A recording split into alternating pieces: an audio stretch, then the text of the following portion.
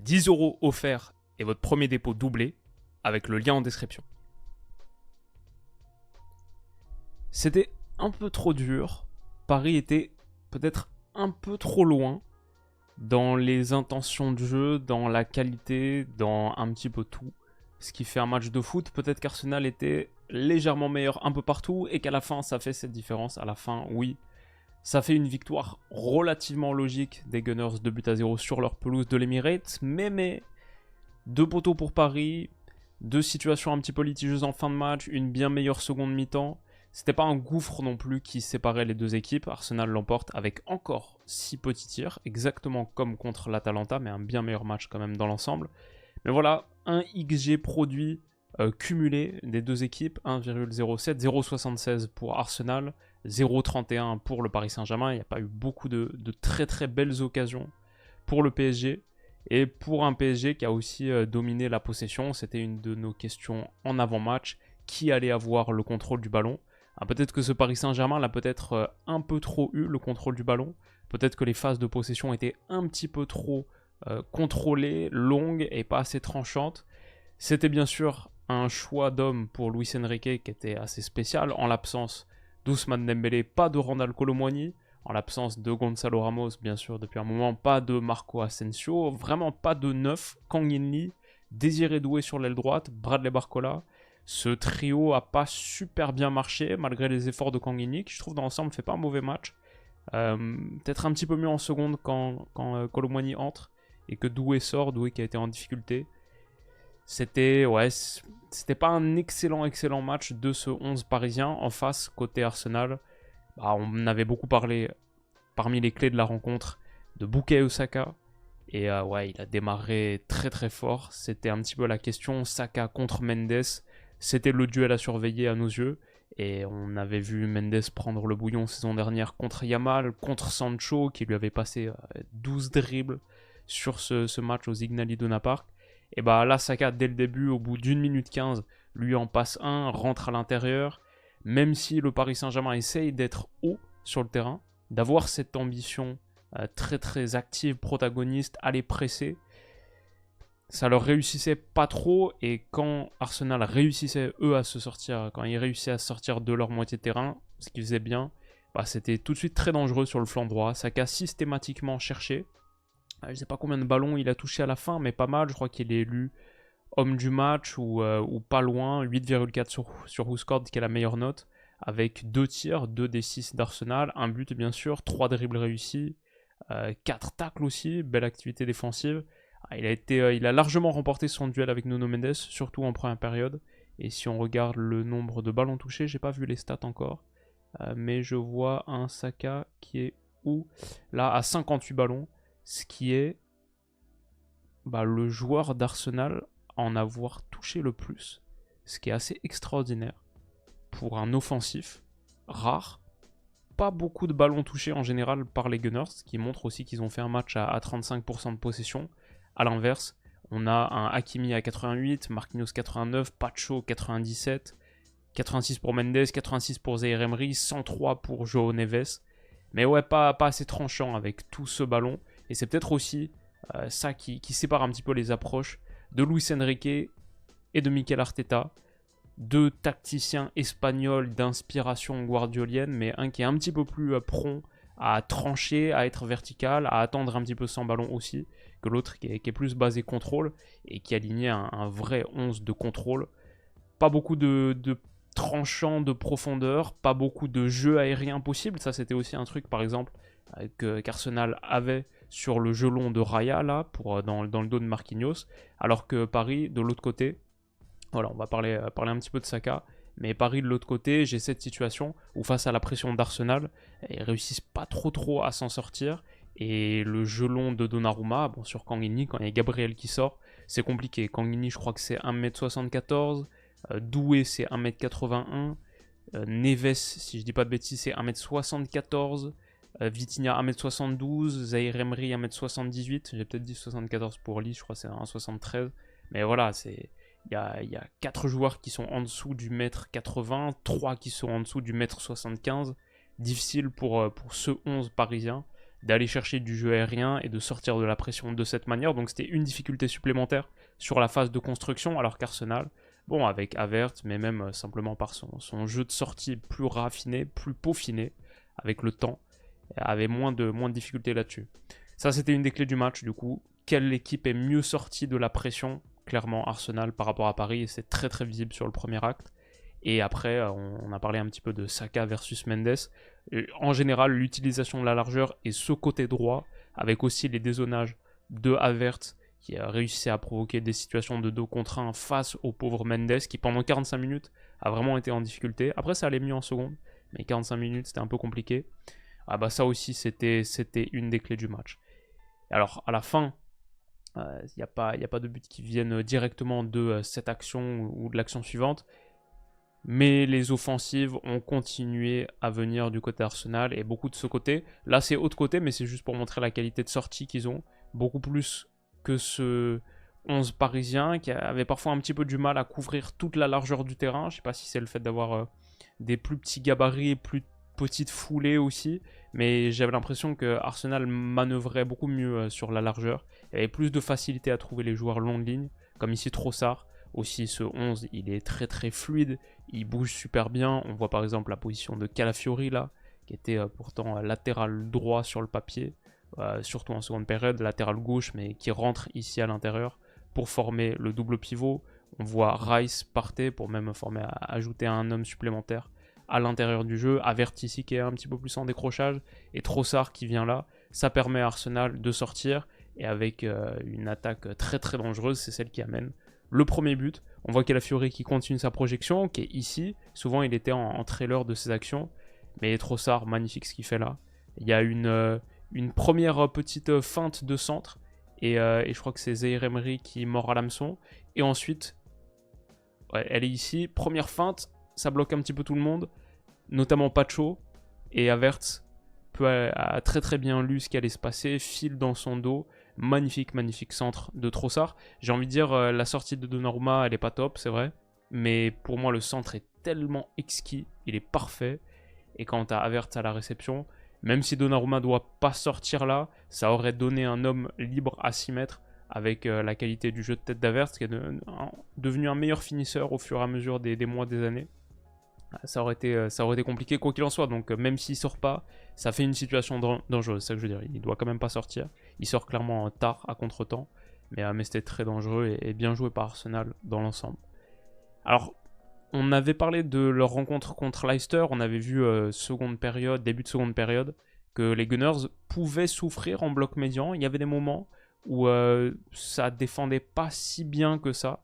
Je pense à leur superbe performance défensive de la saison dernière en Première Ligue, 29 buts encaissés, de loin de la meilleure défense de l'élite, 34 pour City, donc 5 de moins pour Arsenal, ça fait une grosse différence. La raison pour laquelle ils étaient aussi forts défensivement, je pense, c'est en grande partie leur proactivité, leur pression, le fait que c'est très difficile de sortir de la moitié de terrain adverse quand tu es une équipe qui affronte Arsenal. Moi, j'étais allé les voir à l'Emirates saison dernière, Newcastle n'avait pas vu le jour pendant une mi-temps, ils avaient vécu dans leur moitié de terrain. C'est ça aussi la belle performance défensive d'Arsenal, je pense. Mais en bloc médian, je me dis, ouais, je sais pas si c'est aussi fort que ça. Contre Leicester, j'ai vu des moments un petit peu de doute. Et là aussi, en première période, les rares moments de lumière de Paris, par exemple, Mendes-Barcola, un appui, et hop, partez sur ce 1-2, se fait un petit peu manger. Derrière, Mendes accélère, c'est la frappe qui va heurter le montant de Raya, de pas grand-chose, montant sortant. Mais voilà, sur des moments comme ça où je me dis, ah, peut-être Arsenal défend pas si bien que ça campé sur ses positions en bloc médian.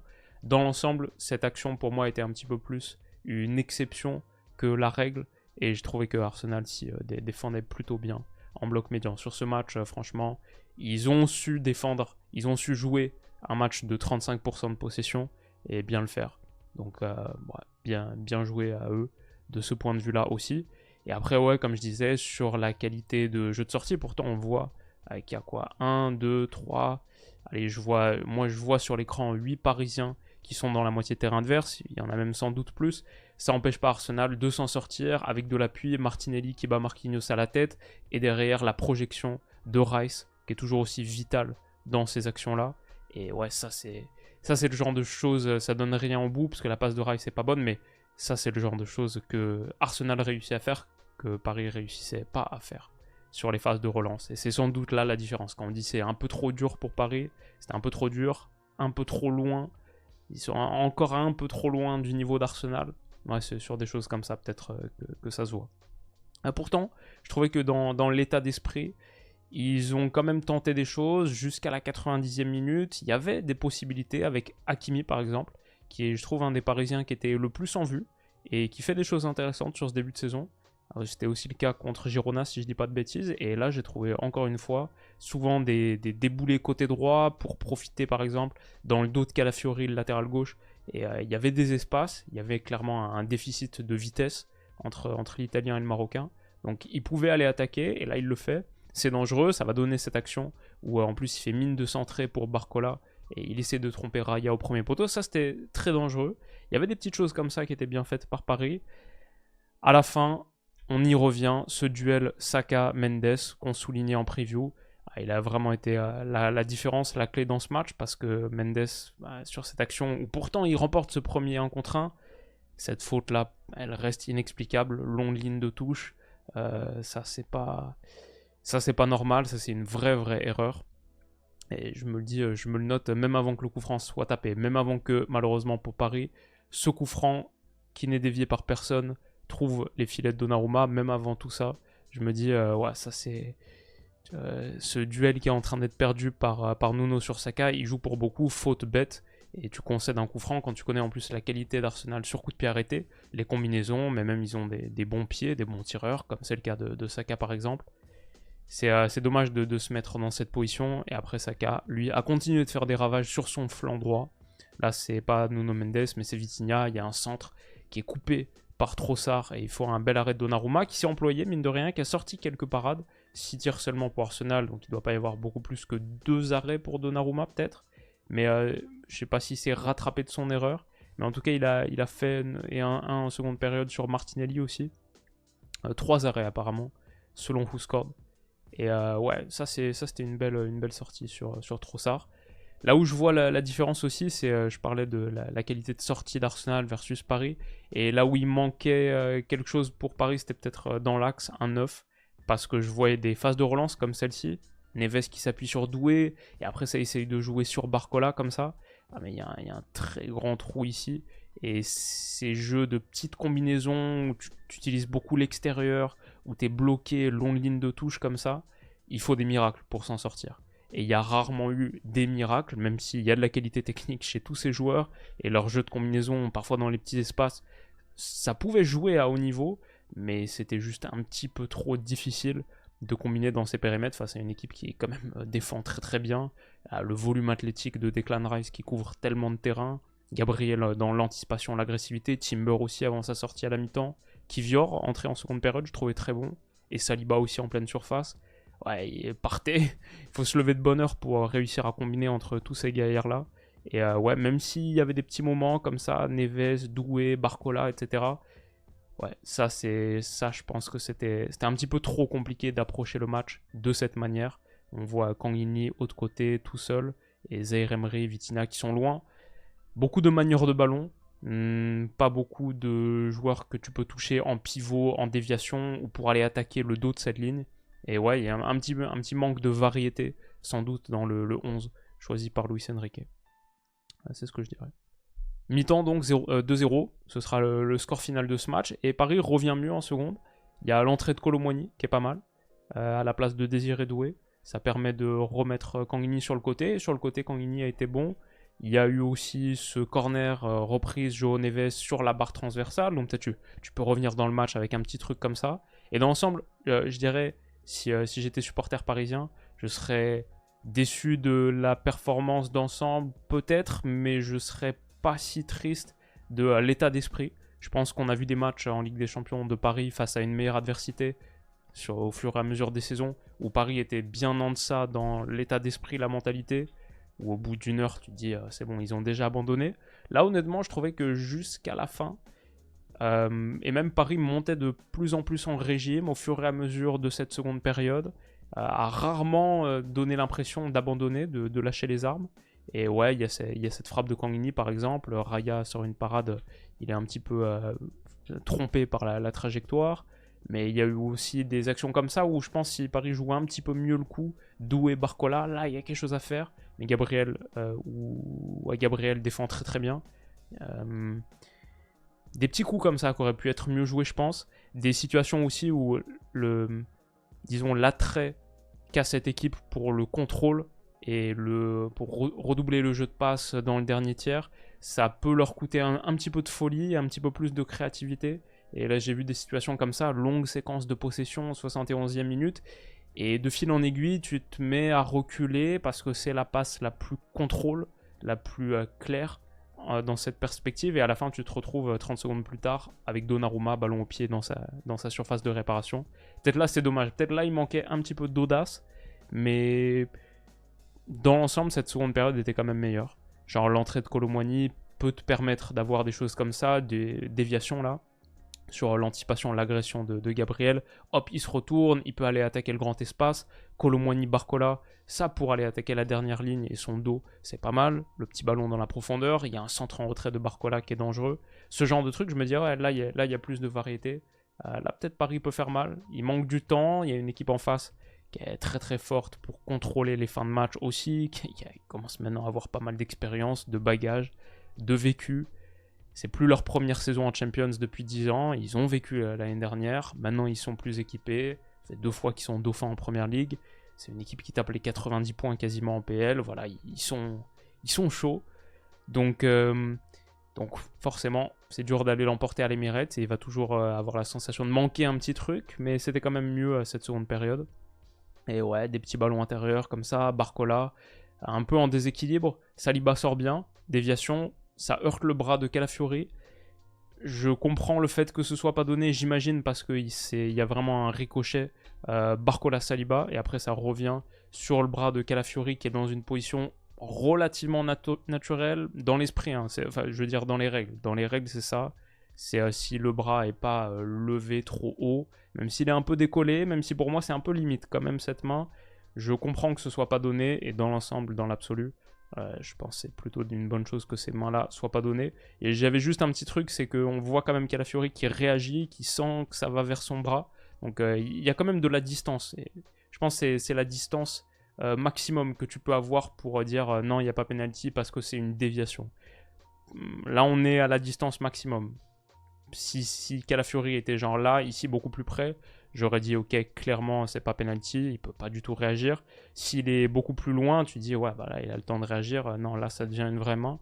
Là c'est juste un petit peu à la frontière, et au point où il serre le poing avant que le ballon arrive. Donc il a quand même le temps de se rendre compte que ça va vers son bras, etc.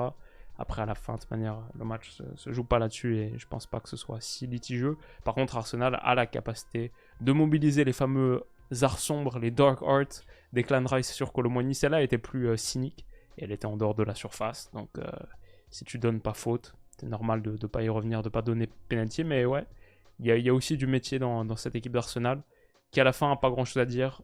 Pour moi, mérite sa victoire, même avec seulement 6 petits tirs. Surtout en première, il était bien au-dessus. Arsenal a un peu souffert en bloc médian. On l'a montré en première période sur l'appui Barcola-Nuno Mendes. Là, encore une fois, Barcola, dans la profondeur, est trouvé par Nuno Mendes sur une passe. Et c'est dangereux, mais j'ai bien aimé la contre-pression derrière de Kolo Muani, même si cette action ne donne rien. 82e minute, ça continue de se battre. Saliba était pas mal dans la protection sur cette action, et dans l'ensemble, il a fait un bon match, j'ai trouvé. Comme Kivior, là par exemple, Hakimi, qui était une des sources de danger pour Paris, bah là il est bien contrôlé par Kivior par exemple.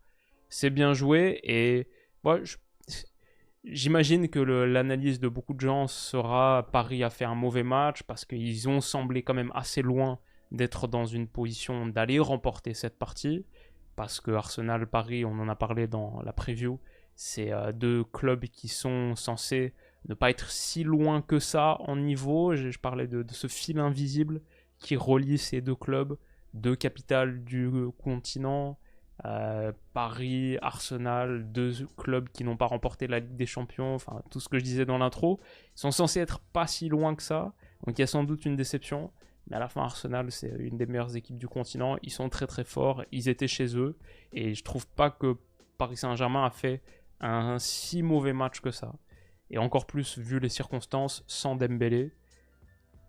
sans Gonzalo Ramos, c'est censé jouer quand même un peu, même si ça fait longtemps qu'il n'est pas là. Sans 9 sur ce match, on a vu aussi que c'était problématique.